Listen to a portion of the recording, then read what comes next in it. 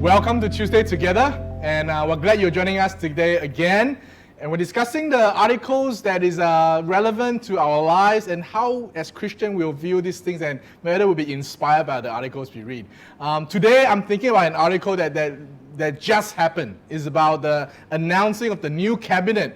And Prime Minister Lee announced it, and he mentioned three key things that is important. First of all is the continuity of bringing us through this COVID-19 pandemic. Secondly is exposure, where new people get to experience new things and do new things and put in a different area to see new things. And lastly is experience, where somebody with certain time in a certain ministry continue and guide the new ones. What are your thoughts on this new article? I think when I look at all this, even the different political parties in Singapore, there's a lot of renewing of the blood, so-called, where they try to gain new people and new ideas. I think this is very needed for this time, especially we are in a time of crisis. And I was thinking, this year is supposed to be the year where there's a lot of re-elections in our churches.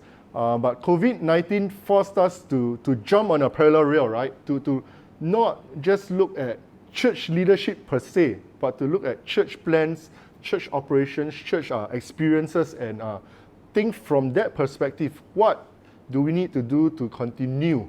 What do we need to expose ourselves? And what experiences do we need to gain from there? I think all three of us have experienced a lot of change in the past few months, right? Like there's just so many things we're doing differently, so many things we're doing for the first time. But I think one thing that doesn't change, like even in a secular organization that is consistent, is the mentoring and mentee kind of relationship. And in Christianity, we call it discipleship, where somebody is guiding through somebody and investing in the person's life, and that person in return invests in the mentor's life. And through that, they go through new experiences, try new things, and grow together. Yeah, and just thinking about that phrase that says, give a man a fish and he doesn't go hungry for a day, but teach him how to fish, and he can be self-sustained for a lifetime. And the thought I have is, are we investing in fishing rods, or are we investing in skills that teach us how to fish? And I also think that this investing in one another, discipleship, provides fuel and motivation. Compared to when you learn fishing in a classroom and you learn fishing on a boat with the teacher beside you, teaching you everything that is needed. I think it's a very different experience, even for the teacher themselves. So as we are called to be disciple makers, I think we also need to understand that this helps to fuel our spiritual lives. I think when you go fishing together, right, sometimes it gets really messy, like the teacher cannot guarantee that we'll catch a fish that day. Right. But imagine, right, I'm teaching you how to fish and I'm showing you how to fish and we don't catch a fish. Wow, a bit paiseh, a bit embarrassed, right? But from that, we all learn, okay, what happened? Why didn't we catch a fish? And you still both learn and both grow from the experience. So I think the messiness of this discipleship relationship is normal, and in fact, I think it's a good thing. Yeah, agree.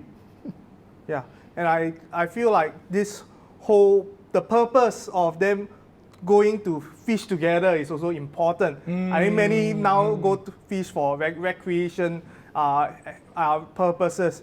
I think they meet this purpose when they do that. Yeah, and I think for spiritually wise, we also need to meet the purpose of us discipling one another, because this is a call from God for us to do it.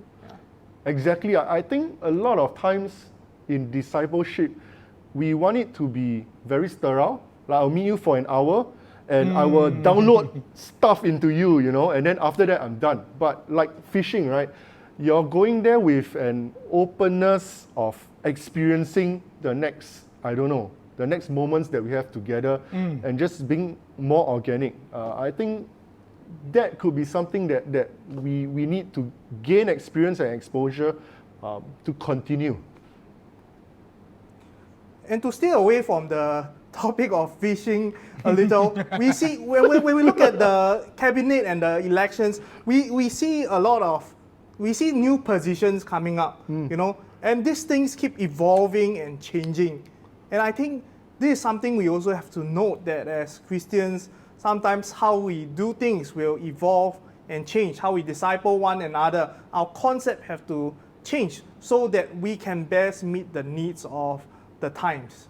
Yeah, we're definitely in a very different time, and definitely things have changed a lot. And I think one of the key things we have to continue to strive for is maintaining the relationship and this community of growth and being able to adapt and change to meet whatever's happening right now. Yeah.